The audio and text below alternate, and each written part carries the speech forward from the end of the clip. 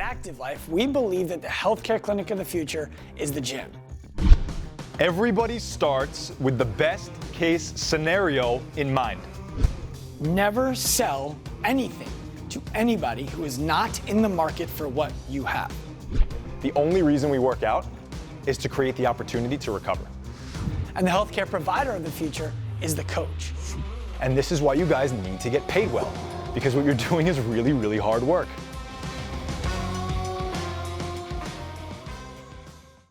What's up, guys? Welcome to another episode of Turning Pro on the Active Life podcast. I'm Larry Gaier, and I'm here with Dr. Sean Pastuch. I'm here. What I would love to make sure we can cover is a topic that a lot of coaches and gym owners and even clinicians approach us about to better understand how they can feel better about what they do.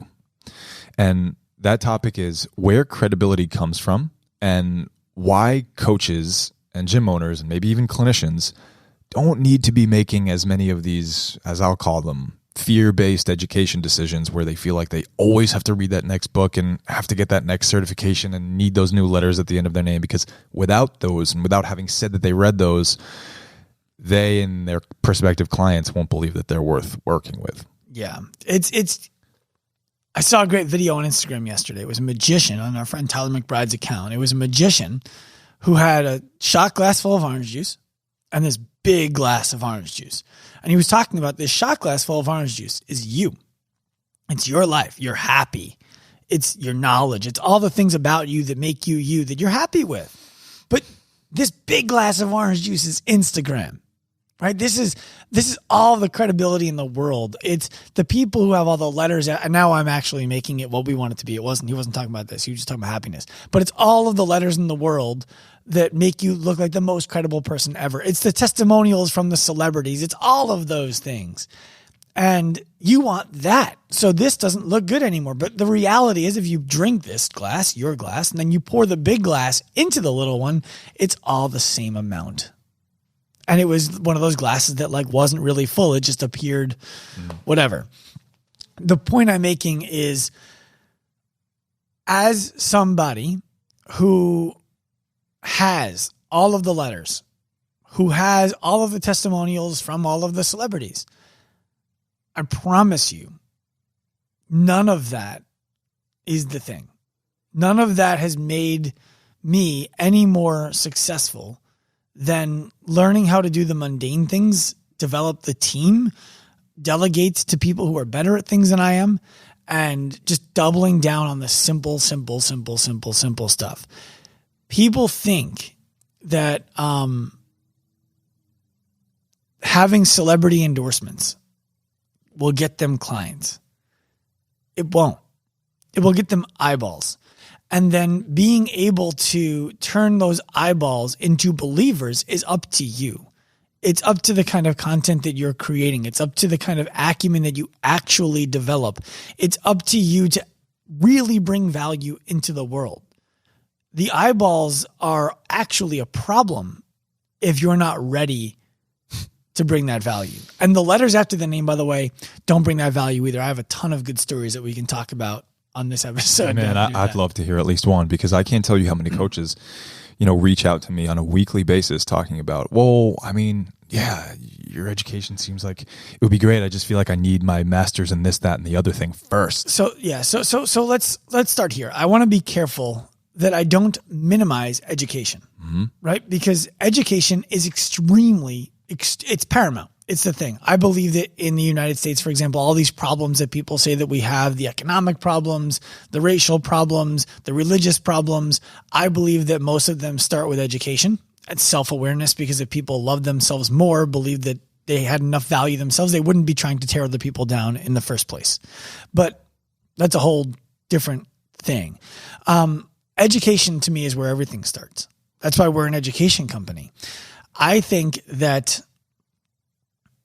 you need to seek the education that is relevant to where you are in your life at all times, regardless of the credibility that somebody else places on that education based on their understanding of what it is from the outside looking in.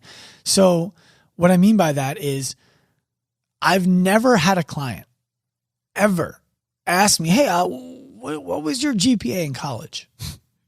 It would be really bad if I did, because I'd have to tell them what it was. I think I graduated with like a 2.6 or a 2.5, something like that. Graduated. Nobody ever asked me, hey, where did you graduate in your class at chiropractic school? Nobody ever even asked me what goes into a chiropractic degree, by the way. And think about that for a second. Think about for a second what that means. People out there who value the letters after your name, who think they value the letters after your name, they don't even know what's behind the letters, right? Like people call me Dr. Sean. People know that I was a licensed chiropractor. Let that license lapse. What goes into a chiropractic education? Most people don't know. And what you need to understand is that nobody comes to me for the letters.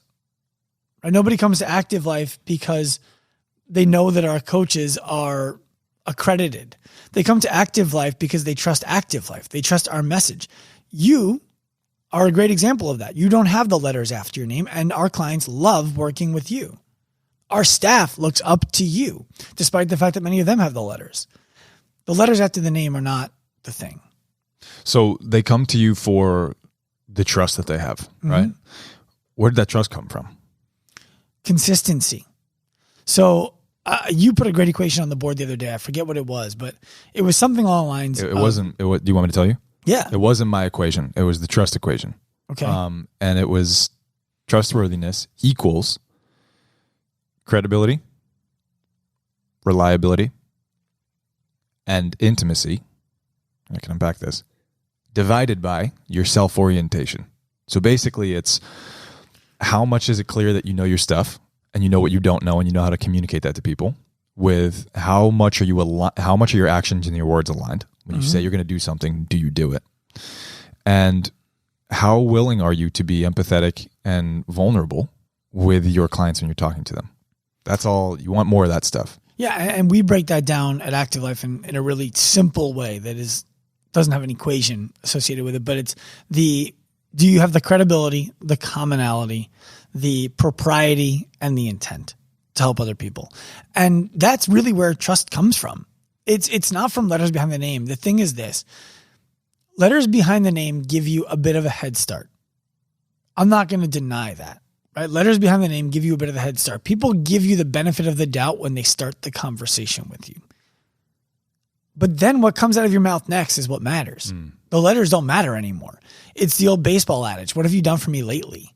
Like what was the last thing that you said? I'll never forget when I was in chiropractic school. I was never a great student. I didn't care about my grades. I was very confident in who I was, overconfident in who I was. And like C's get degrees, bro. I just didn't care. So I'll never forget, we were in anatomy lab and we're going through the head and neck, and we were supposed to dissect and find the phrenic nerve. Dr. Greco was the supervising clinician who was monitoring our cadaver lab area, like 3 or 4 tables. And I won't name the student. I just don't want to do that to him. But I'm dissecting the neck because I'm the guy who's comfortable, like, oh yeah, I'll rip that skin off the neck and I'll slice it down, whatever. I'm looking for the phrenic nerve, which if you don't know is the second largest nerve in the body. It controls your diaphragm. C3, 4, 5, keep the diaphragm alive. That's where it's innervated from. And as I'm dissecting this neck, I'm like, I can't find this nerve on the left side of this guy's body for the life of me. And Dr. Greco's like, oh, well, you sliced it like 10 minutes ago. I'm like, oh, okay. Well, that makes sense. All right, moving on. And then one of the students in my class was like, maybe if you were less careless in everything that you did. And I'm like, sorry, what? Like the guy watching me. I'm like, I was paying attention. I'm actually looking for it. I'm upset that I cut it. The other one on the other side is perfectly well preserved. Sorry, dude. And he's like, yeah, well, that's okay. You know, don't worry, Sean. There's plenty of jobs out there for middle of the road students. And I was like, you know what? If you change your attitude in 10 years, I'll read your fucking resume. That was the conversation that we had in front of the teacher at the time. And that was a callous thing for me to say. It was the wrong thing for me to say. It just felt good at the time. And the reason I'm bringing it up now is that guy ended up graduating, I think, second in our class. I didn't. I don't know what he does for a living now. It doesn't matter. I don't care if he makes $20 million a year and is the most well-respected chiropractor in the world. It doesn't affect my life. And nobody asks me, where did you graduate? The answer? I don't have any idea. I'd never paid attention to it. I can tell you it wasn't in the top 10 though. So, we're talking about all these different aspects of earning trust. And I really want to make sure we can hyper-focus on credibility here, because most of the coaches that I talk to, most of even the clinicians and the gym owners that I talk to get really hung up on this. Yeah, so credibility doesn't come from being the smartest person in the room. So without riding on the letters to get the jump start in the beginning of the conversation, what can fitness professionals be bringing to demonstrate credibility and start earning trust? Consistency and empathy, right? There are 3 words, you might correct me, it might be 4 when we break it down, that earn more trust than any other words in the English language. I don't know. Those 3 words earn more trust than any other words in the English language. I don't know. Because when somebody comes to you and says, hey, how do I do this, this, and this?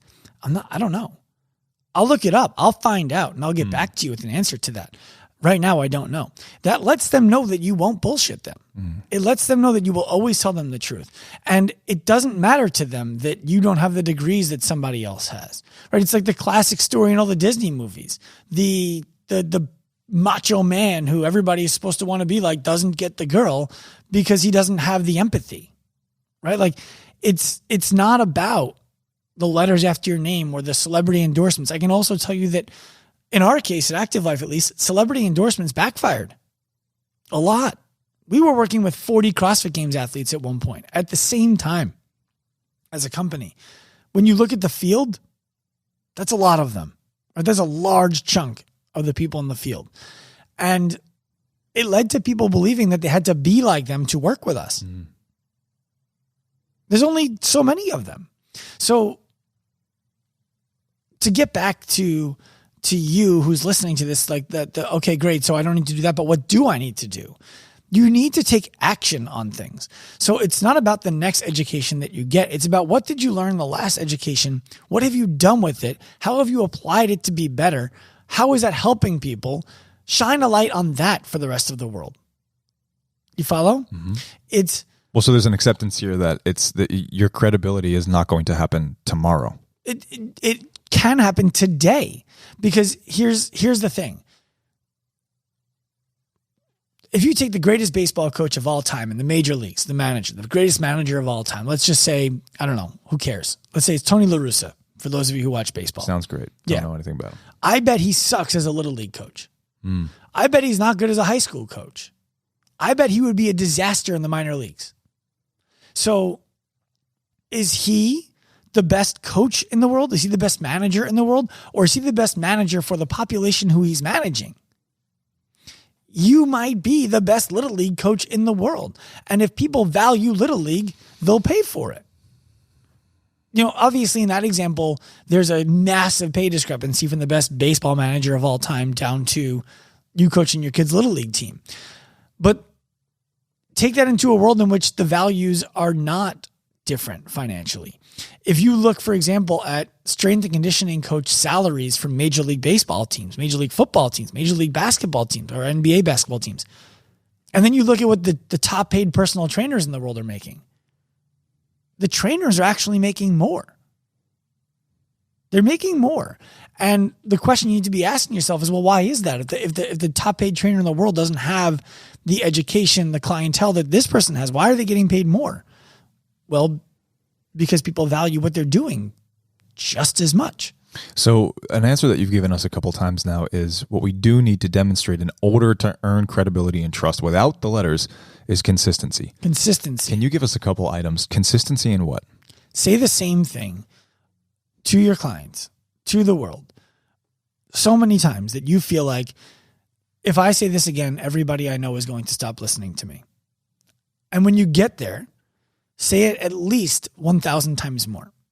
And what happens is people begin to understand what they can expect from you. They begin to see you as predictable, and people like predictable. People like a predictable person because they know that a predictable person isn't going to burn them. They know that a predictable person isn't going to reach on what they're able to do. A predictable person is never going to let them down. A predictable person is never going to make them look bad in front of other people. They know exactly what they can expect from this person, and they like it. And here's the reliability that goes into that equation. Yeah. So it's, you know, we've talked in the past about the idea of your words matter. So if you were stranded on the side of the road and it was raining outside and your car broke down and you don't have roadside assistance and whatever, you call your friend and you're like, hey, can you come pick me up? And they're like, yeah, I'll try to get out of what I'm doing and come and grab you. You're like, I'm just going to call the next person. Mm-hmm. Right? If you call somebody and they say, yeah, I'm on my way. Absolutely. That's the person that you trust. And you probably call the person first who you believe is going to say that. Right. Yeah. And if you called the first person like, yeah, I'll try to get out of what I'm doing and come get you as you're stranded on the side of the road, your thoughts about that person probably change a little bit. You're like, wow, I thought they'd say yes right away. That's weird. Okay. And when they do the thing and they show up for it, well, then your trust is further solidified. Right. Yeah. I'll give you a really tangible example for you guys who are coaches out there to actually put this into your career. When is the last time that you reached out to a client on a day that you weren't training them to ask them how something went that had nothing to do with their training sessions? When is the last time that you asked one of your clients how their kid's doing with the new school system, with the pandemic in the country, right? When is the last time? And when they answered, you say, yeah, I figured I would reach out because I know that a lot of people are under a lot of stress, and I just wanted to see how you're doing. Because I know you have kids. I know that they're dealing with the homeschooling stuff. I know you have to deal with that homeschooling stuff. And I just wanted to let you know that I give a shit about you. And if there's anything I can do to help, I will. For sure. And here we're talking about the intimacy part of that equation, where you're being empathetic and vulnerable. But do that consistently. Mm-hmm. Do that consistently. And if you're always there for them. I reached out to a friend of mine who I've talked about on the show many times, Michael Cashew, the other day. And I have a lot of reverence for Mike. I think he's a phenomenal leader and a great business person and a reliable friend. And I just reached out to tell him that I loved one of the podcasts he did with Kelly Starrett. I reached out to Kelly and I told Kelly, I thought you did a great job on this podcast. And I just wanted to tell you I appreciated it and I enjoyed listening to it. If you guys haven't listened to it, the Brute Strength podcast with Kelly Starrett and Juliet Starrett, you should go listen to it. And Mike responded to me by telling me that he appreciates that I consistently, he used the word consistently, affirm him when I believe he's doing something well and that means a lot to him. And Kelly responded, telling me that he appreciates that every time I see him do something well, I reach out to him. That's consistency. And those are people who I want in my life. Those are people who I want to think that I'm valuable. Neither one of them cares what my education is. Neither one of them has asked me, what's the last book that you read, and judged me for the answer. It's the consistency of the relationship.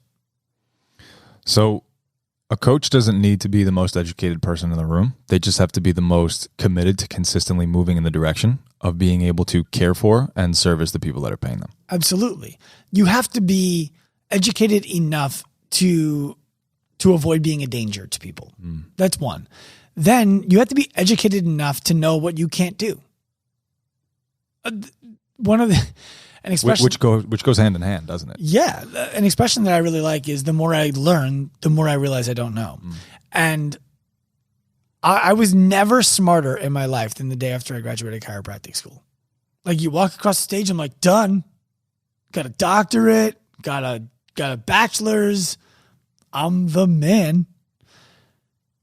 I didn't know what I didn't know. And so at that time, I would have tried to help everybody with almost everything.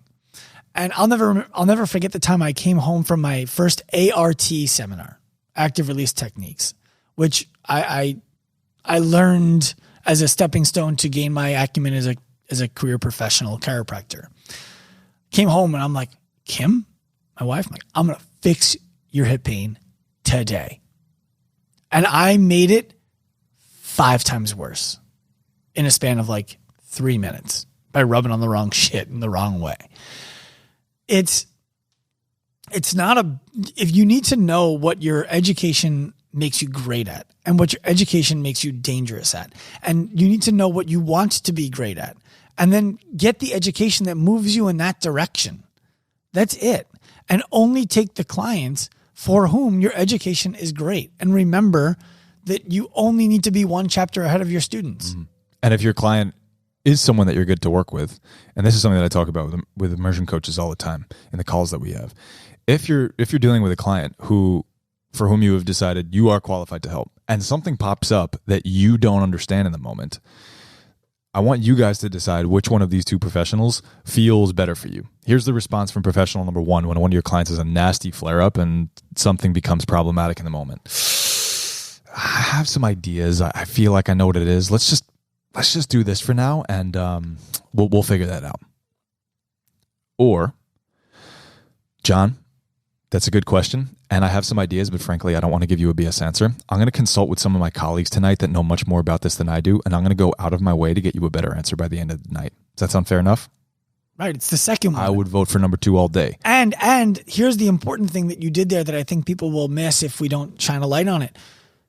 Your client isn't like, well, why don't you just connect me to one of your colleagues? I'd rather work with them. They have more. They clearly know more than you do.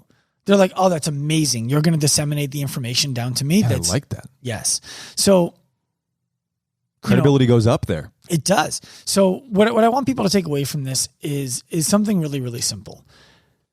Your education does matter. The letters after your name can matter. But it's the old adage of hard work beats talent when talent doesn't work hard. And the flip to that is, well, what about when talent does work hard? When talent works hard, it's going to beat you if you don't have any talent, if you're playing the same game.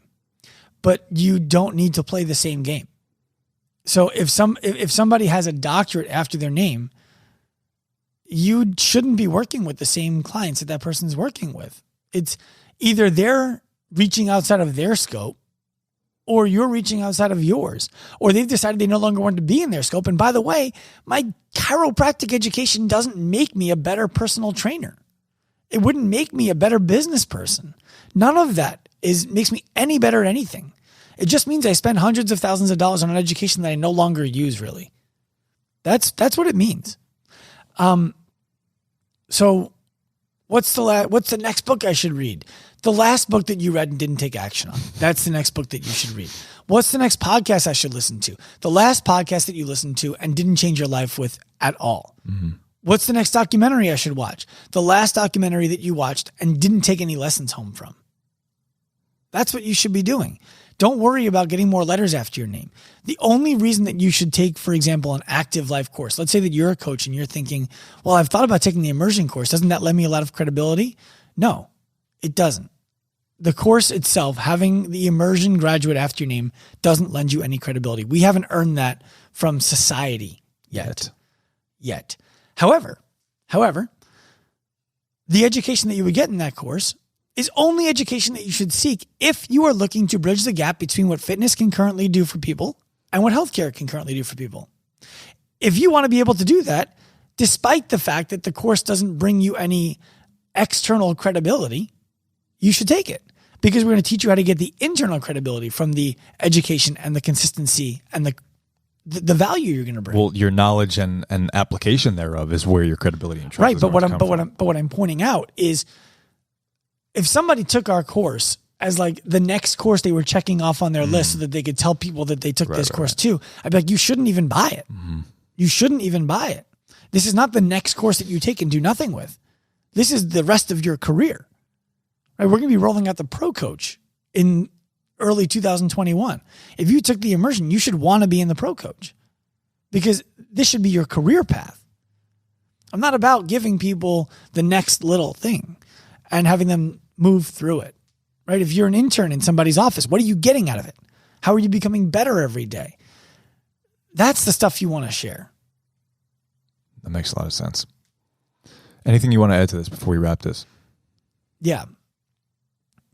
Audit what you're doing in your career and be honest and dispassionate with yourself about what education you are missing that would help your career become more fulfilling.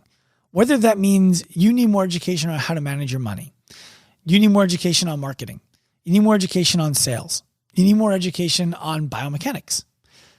Whatever it is, chase the education that you believe is going to move the needle in your career. not the education that you believe other people believe you should have. So this is similar to our last episode, a conversation with yourself around deciding that you should be living the career that you want to for yourself, selfishly, because you want to get amazing at it, Absolutely. not because of what other people want. Yeah. If you already know how to help people lose weight and you're really good at it, and 99% of people who you work with get the success that they're looking for, your next course shouldn't be on how to more effectively help people lose weight. Your next course shouldn't be on hormones. Your next course should be on how to get more people to come to you, how to raise your prices, how to sell. When you feel like you've maxed that out, go back and become even more valuable as a coach. So this is what you mean by identifying what is actually the next most valuable thing that I need to know to become more successful globally. Yes. Huge. Turn pro, guys. I hope you enjoyed this episode of the Active Life podcast. If you did, please be sure to head to wherever you listened to it and give us a quality review, as well as 5 stars if you can spare them. If you want more from us, feel free to follow all of our social media accounts at Active Life Professional, Active Life RX, and Dr. Sean Pastuch on Instagram. Remember, at Active Life, we believe that the healthcare clinic of the future is the gym, and the healthcare provider of the future is the coach. We also believe that future is now. Turn pro.